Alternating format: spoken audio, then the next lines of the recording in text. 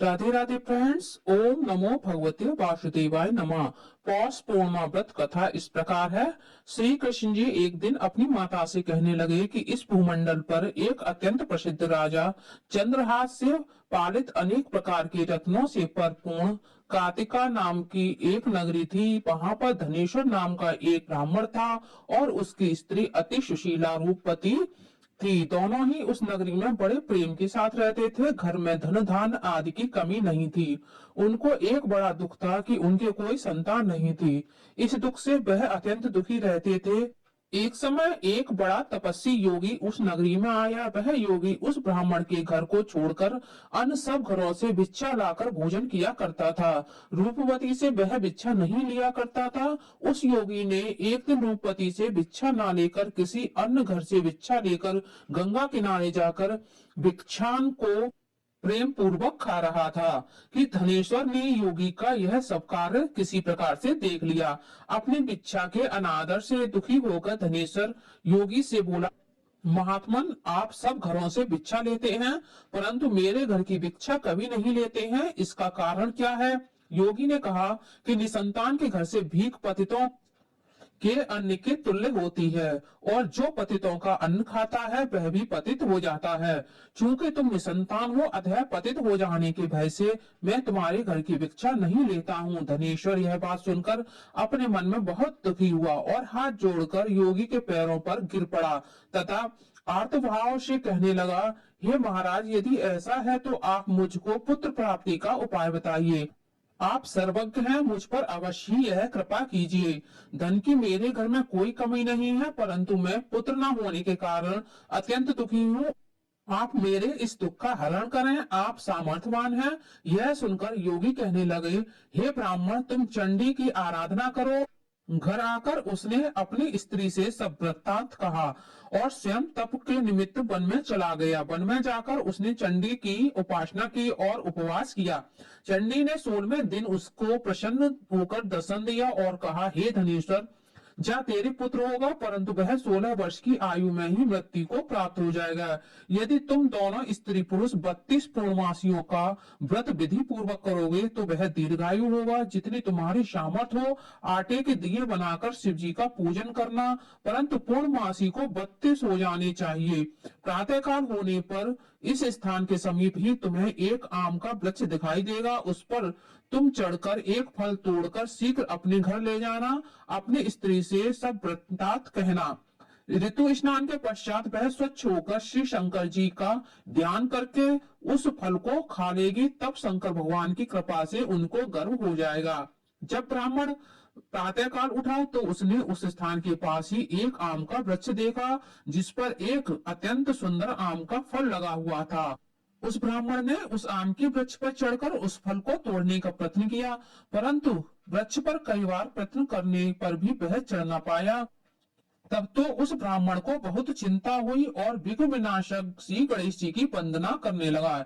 हे दयानिधे, अपने भक्तों के विघ्नों का नाश करके उनके मंगल कार्य को करने वाले, दुष्टों का नाश करने वाले, रिद्धि सिद्धि देने वाले, आप मुझ पर कृपा करके इतना बल दें कि मैं अपने मनोरथ को पूर्ण कर सकूं। इस प्रकार गणेश जी की प्रार्थना करने पर उनकी कृपा से धनेश्वर वृक्ष पर चढ़ गया और उसने एक अति सुंदर आम का फल देखा। उसने विचार किया कि जो वरदान से फल मिला था वह यह है और कोई फल दिखाई नहीं देता। उस धनेश्वर ब्राह्मण ने जल्दी से उस फल को तोड़कर अपनी स्त्री को लाकर दिया और उसकी स्त्री ने अपने पति की कथा अनुसार उस फल को खा लिया और वह गर्भवती हो गई।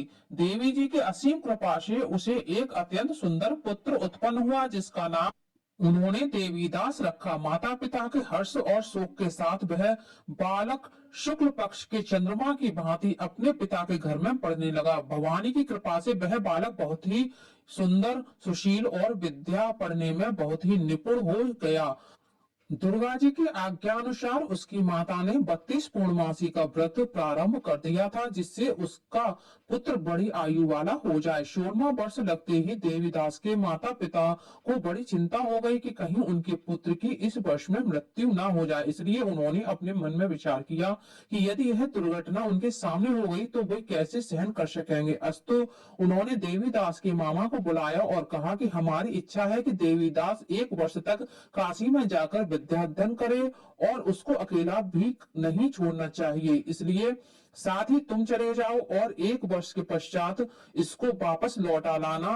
सब प्रबंध करके उसके माता पिता ने काशी जी जाने के लिए देवीदास को एक घोड़े पर बैठाकर उसके मामा को उसके साथ कर दिया, किंतु यह बात उसके मामा या किसी और से नहीं कही। धनेश्वर ने सपत्नी अपने पुत्र की मंगल कामना तथा दीर्घायु के लिए भगवती दुर्गा की आराधना और पूर्णमासियों का व्रत करना आरंभ कर दिया। इस प्रकार बराबर 32 पूर्णमासी का व्रत पूरा किया। कुछ समय पश्चात एक दिन वह दोनों मामा और भांजा मार्ग में रात्रि बिताने के लिए किसी ग्राम में ठहरे हुए थे। उस दिन उस गांव में एक ब्राह्मण की अत्यंत सुंदरी सुशीला और गुणवती कन्या का विवाह होने वाला था।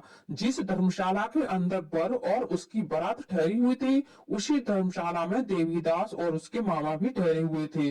संयोगवश कन्या को तेल आदि चढ़ाकर मंडप आदि का कृत्य किया गया तो लग्न के समय वर को धनुर्वात हो गया। अस्तु वर के पिता ने अपने कुटुंबियों से परामर्श करके निश्चय किया कि यह देवीदास मेरे पुत्र जैसा ही सुंदर है, मैं इसके साथ ही लग्न करा दूं और बाद में विवाह के अन्य कार्य मेरे लड़के के साथ हो जाएंगे।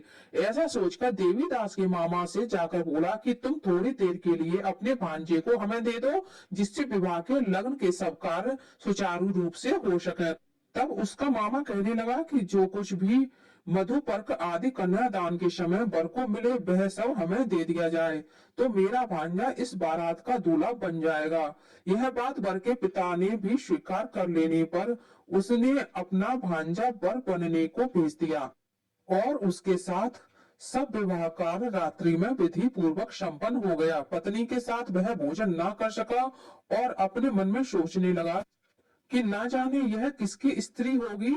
वह एकांत में इसी सोच में गर्म निश्वास छोड़ने लगा तथा उसकी आंखों में आंसू भी आ गए। तब वधू ने पूछा कि क्या बात है, आप इतने उदासीन व दुखी क्यों हो रहे हैं। तब उसने सब बातें जो वर के पिता व उसके मामा के बीच हुई थी उसको बतला दी। तब कन्या कहने लगी, यह ब्रह्म विवाह के विपरीत हो कैसे सकता है। देव ब्राह्मण और अग्नि के सामने मैंने आपको ही अपना पति बनाया है, इसलिए आप ही मेरे पति हैं, मैं आपकी ही पत्नी रहूंगी, किसी अन्य की कदापि नहीं। तब देवीदास ने कहा, ऐसा मत करिए, क्योंकि मेरी आयु बहुत थोड़ी है, मेरे पश्चात आपकी क्या गति होगी, इन बातों को अच्छी तरह विचार कर लो। परंतु वह दृढ़ विचार वाली थी, बोली कि जो आपकी गति होगी वह मेरी गति होगी। हे स्वामी, आप उठिए और भोजन करिए, आप निश्चय ही भूखे होंगे। इसके बाद देवीदास और उसकी पत्नी दोनों ने भोजन किया तथा शेष रात्रि वे सोते रहे। प्रातःकाल देवीदास ने अपनी पत्नी को 3 नगों से जड़ी हुई एक अंगूठी दी, एक रुमाल दिया और बोला, हे प्रिय, इसे लो और संकेत समझकर स्थिर चित्त हो जाओ। मेरा मरण और जीवन जानने के लिए एक पुष्प वाटिका बना लो, उसमें सुगंधित वाली एक नव मल्लिका लगा लो, उसको प्रतिदिन जल से सींचा करो और आनंद के साथ खेलो कूदो और उत्सव मनाओ। जिस समय और जिस दिन मेरा प्राणांत होगा ये फूल सूख जाएंगे और जब ये फिर हरे हो जाएं तो जान लेना कि मैं जीवित हूँ। यह बात निश्चय करके समझ लेना, इसमें कोई भी संशय नहीं है। यह समझाकर वह चला गया। प्रातःकाल होते ही वहां पर गाजे बाजे बजने लगे और जिस समय विवाह के कार्य समाप्त करने के लिए वर तथा सब बाराती मंडप में आए तो कन्या ने वर को भली प्रकार से देखकर अपने पिता से कहा कि यह मेरा पति नहीं है, मेरा पति वही है जिसके साथ रात्रि में मेरा पाणी ग्रहण हुआ था, इसके साथ मेरा विवाह नहीं हुआ था। यदि यह वही है तो बताइए कि मैंने इसको क्या दिया। मधुपर्क और कन्यादान के समय जो मैंने भूषणादि दिए थे उन्हें दिखाए तथा रात में मैंने क्या गुप्त बातें कही थी वह सब सुनाए। पिता ने उसके कथानुसार वर को बुलवाया। कन्या की यह सब बातें सुनकर वह कहने लगा कि मैं कुछ नहीं जानता। इसके पश्चात लज्जित होकर वह अपना सा मुंह लेकर चला गया और सारी बारात भी अपमानित होकर वहां से लौट गई। भगवान श्री कृष्ण बोले, हे माता, इस प्रकार देवीदास काशी विद्या अध्ययन के लिए चला गया। जब कुछ समय बीत गया तो काल से प्रेरित होकर एक सर्प रात्रि के समय उसको डसने के लिए वहां पर आया।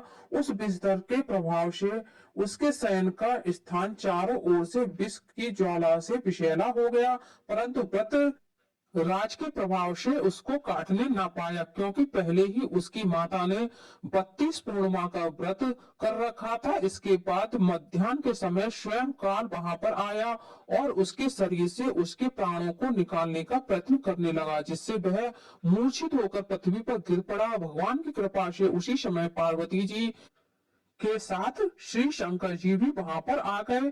उसको मूर्छित दशा में देखकर पार्वती जी ने भगवान शंकर से प्रार्थना की कि हे महाराज, इस बालक की माता ने पहले ही 32 पूर्णिमा का व्रत किया था, जिसके प्रभाव से हे भगवान आप इसको प्राण दान दें। भवानी के कहने पर भक्त वत्सल भगवान श्री शिव जी ने उसको प्राण दान दे दिया। इस व्रत के प्रभाव से काल को भी पीछे हटना पड़ा और देवीदास स्वस्थ होकर बैठ गया। उधर उसकी स्त्री उसके काल की प्रतीक्षा किया करती थी। जब उसने देखा कि उस पुष्प वाटिका में पत्र पुष्प कुछ भी नहीं रहे तो उसको अत्यंत आश्चर्य हुआ, और जब वह वैसे ही हरी भरी हो गई तो वह जान गई कि वह जीवित हो गई हैं। यह देखकर वह बहुत प्रसन्न मन से अपने पिता से कहने लगी कि पिताजी, मेरे पति जीवित हैं, आप उनको ढूंढिए। जब 16वां वर्ष व्यतीत हो गया तो देवी दास भी अपने मामा के साथ काशी जी से चल दिया। इधर उसे ससुर उसको ढूंढने के लिए अपने घर से जाने वाले ही थे कि वह दोनों मामा भांजे वहां पर आ गए। उसको आया देखकर उसका ससुर बड़ी प्रसन्नता के साथ अपने घर में ले आया। उस समय नगर के निवासी भी वहां इकट्ठे हो गए थे और सबने निश्चय किया कि अवश्य ही इसी बालक के साथ इस कन्या का विवाह हुआ था। उस बालक को जब कन्या ने देखा तो पहचान लिया और कहा कि यह तो वही है जो संकेत करके गया था। तदुपरांत सभी कहने लगे कि भला हुआ जो यह आ गया, और सब नगर वासियों ने आनंद मनाया। श्री कृष्ण जी कहने लगे कि इस प्रकार धनेश्वर 32 पूर्णमासियों के व्रत के प्रभाव से पुत्रवान हो गया। जो भी स्त्रियां इस व्रत को करती हैं वे जन्म जन्मांतर में वैधव्य का दुख नहीं भोगती हैं और सदैव सौभाग्यवती रहती हैं। यह मेरा वचन है, इसमें कोई संदेह नहीं है। यह व्रत पुत्र पौत्रों को देने वाला तथा संपूर्ण मनोकामनाओं को पूर्ण करने वाला है। 32 पूर्णमासियों के व्रत के करने से व्रती की सब इच्छाएं भगवान शिव जी की कृपा से पूर्ण हो जाती है। बोलिए भगवान शंकर की जय, माता पार्वती की जय। फ्रेंड्स, आप लोगों को यह वीडियो कैसा लगा कमेंट करके जरूर बताइएगा, और आप हमारे चैनल को सब्सक्राइब कर लीजिए। वीडियो को ज्यादा से ज्यादा लाइक कीजिए, शेयर कीजिए, साथ ही बेल आइकन को प्रेस कर दीजिए ताकि हमारी आने वाली सारी